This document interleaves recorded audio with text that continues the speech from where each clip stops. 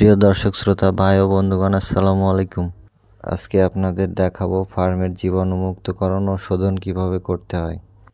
Farm পরিষ্কার পরিচ্ছন্নতার পরে দ্বিতীয় ধাপের কাজ হচ্ছে ফার্মে চুন প্রয়োগ করা এবং জীবাণুনাশক ও ফরমালিন স্প্রে করা, নয়তো পূর্বের চালানের বিভিন্ন ধরনের রোগ জীবাণু থেকে যেতে পারে।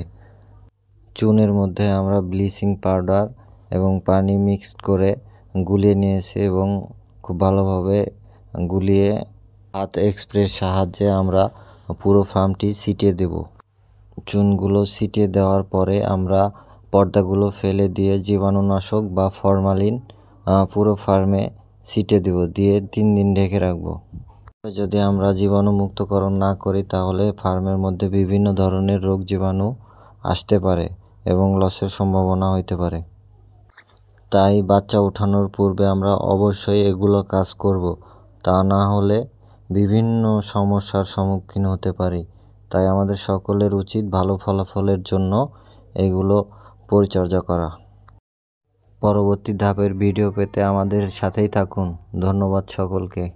আসসালামু আলাইকুম।